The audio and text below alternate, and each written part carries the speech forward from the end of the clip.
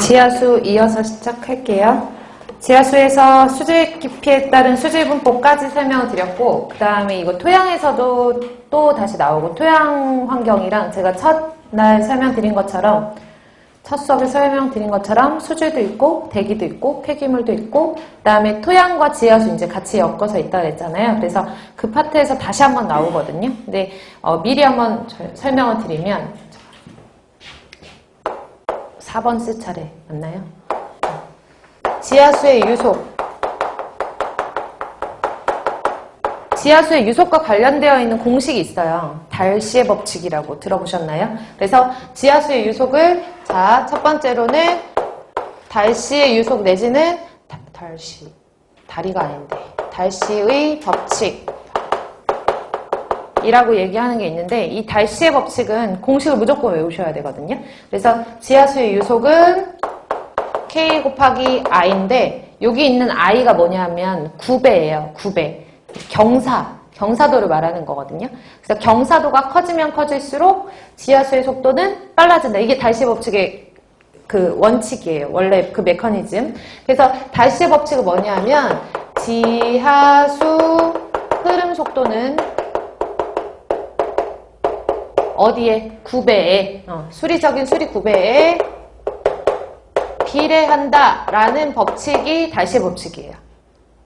정리되세요? 그럼 지하수의 그 지하수가 흐를 수 있는 높은 곳에서 낮은 곳으로 흐르는 그 경사도가 높으면 높을수록 당연히 속도가 빨라지는 거고, 낮으면 속도가 느려지는 거고, 이것만 가지고 고려를 한 게 우리가 여기 있는 달시의 법칙이거든요. 그러면 모르시는 거 하나 있죠. K라고 하는 투수계수. 투수계수라는 K는 투수계수를 말하는 거고, 다른 말로 수리전도도라고 하거든요. 수리전도도, 얘만 가지고 시험 문제 많이 나오고요. 이 수리전도도의 단위는 미터 퍼 데이라는 단위를 써요. 미터 퍼 데이. 물론 센티미터 퍼 아워 이런 단위 써도 상관없어요. 단위에 대해서는 앞에서 설명드렸던 것과 같이 미터 퍼 데이. 그래서 얘는 9급 시험 문제에 요거 투수계수에 대해서 물어보는 문제도 나오고, 그 다음에 달시의 법칙에서 이제 K가 의미하는 바, 그 다음에 수리전도도라는 용어로 사용할 수 있는 거, 단위까지 다 시험 문제 나왔었던 거니까 기억해 놓으셔야 되고, 계산하는 문제도 나오는데 그거 예제는 조금 이따 같이 풀게요. 그 다음에 I는 뭐라 그랬어요? 9배라 그랬죠? I. 그러면 9배라고 하면은 예를 들어서 요 기울기를 우리가 9배라고 하는 거잖아요. 경사도. 그러면 이 기울기를 I라고 하면 이 경사도 어떻게 구해요? D, L분의 D, H. 여기가 H라고 하고, 여기가 길이라고 하면은 이 길이의 차이분의 높이의 차이. 이거를 우리가 dl분의 dh 경사도 9배라고 얘기를 하는 거거든요. 따라서 요 ki라는 공식보다는 길이와 그 높이를 가지고 계산을 하는 k 곱하기 dl분의 dh라고 쓰는 공식을 더 많이 쓰죠. 됐나요? 참고적으로 이 달시의 법칙에서 지금 설명드리면 i는 9배니까. 경사도.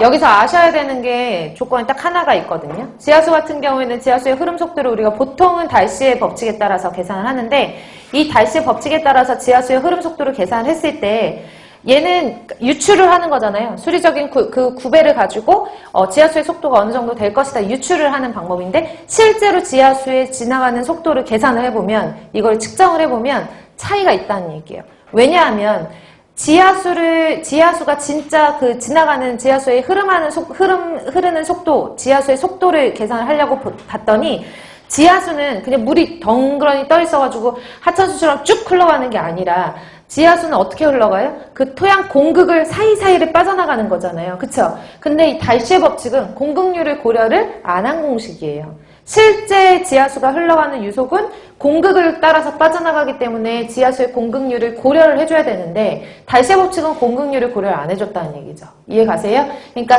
참고적으로 여기서 달시의 법칙의 어떤 뭐라 그러지? 좀 적용할 수 없는 점, 단점 이런 것들을 보면은, 달시의 법칙은 뭐를 고려를 안 했다? 공극률을 고려를 안 했다. 그럼 실제 유속은, 실제 지하수의 흐름 속도, 실제 지하수의 유속은 뭐를 고려해야 된다? 공극률을 고려를 해야 된다. 맞죠?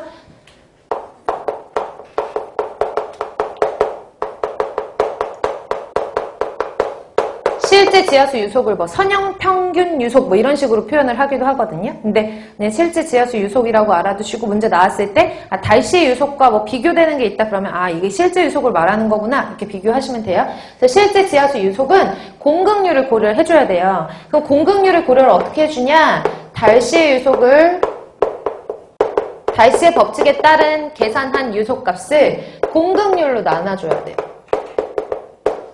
그럼 공급률이라는 게 뭐예요? 예를 들어 동일한 공간 안에 여기에 이렇게 토양이 입자가 이렇게 있고 그러면은 요 공간 안에서 요 빈 공간의 비율을 말하는 거잖아요. 공급률. 그쵸? 그럼 전체 공간 중에 빈 공간의 비율을 말하는 거기 때문에 전체 예를 들어서 100이라고 하면 빈 공간의 비율이 예를 들어 40이다 라고 하면 공급률이 40%가 되는 거고 곱하기 100 했을 때 이 공급률 값은 0.4가 되는 거거든요. 공급 B라고 하는 그 비율이. 맞죠? 항상 1보다 작단 말이에요. 1보다 작은 값의 공급률을 가진단 말이죠. 100분의 40이면 0.4니까. 이해가요? 여기 있는 공급률 값은요. 항상 뭐보다 작아요? 1보다 작아요. 그럼 1보다 작은 값으로 나타내면 1보다 작은 값 0.5가 됐건 0.3이 됐건 0.2가 됐건 1보다 작은 값으로 나눠주면 달시의 유속보다 실제 유속이 어때야 돼요? 빨라야 돼요. 이해가세요? 달시의 유속보다 실제 유속은 어떻다? 빠르다. 왜? 좁은 공간을 통과해야 되니까 빨리 지나가야 되잖아요. 그쵸? 그래서 공급률을 고려를 해주면 항상 1보다 작은 공급률 때문에 달시의 법칙은 공급률을 고려하지 않았고 결국에 실제 지하수가 흘러가는 유속이 달시의 유속보다 빠르다. 이렇게 알아두시면 돼요. 정리되시죠? 그래서 뭐 여기 여러 가지가 나올 수 있어요. 아예 상대적으로 계산 문제가 투수의 수가 얼마이다 주어지고 그 다음에 길이가 얼마이다 높이가 얼마이다 이렇게 주고 달시의 유속을 계산하여라 라고 하면 땡큐죠. 공식에다 넣기만 하면 되니까 단위만 고쳐주면 되거든요.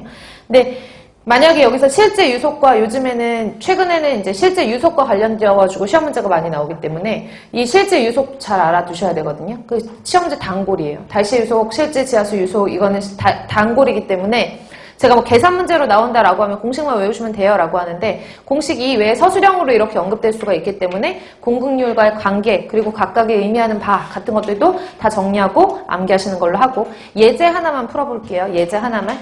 아니 책이 없고요. 제가 써드릴 거예요. 제가 써와서. 그래서 예제를 하나를 푸는데 굳이 뭐 예제라고 하기에는 왜냐하면 제가 좀 단순한 문제를 갖고 왔기 때문에 그 단순한 문제를 저랑 같이 풀게요. 예를 들어서 달시에 의해서 달시 법칙에 의해서 속도를 측정을 했는데 0.1m/day였대요. 달시의 속도가 0.1m/day라는 뜻이겠죠. 그쵸? 그리고 공급률이 나왔는데 공급률이 0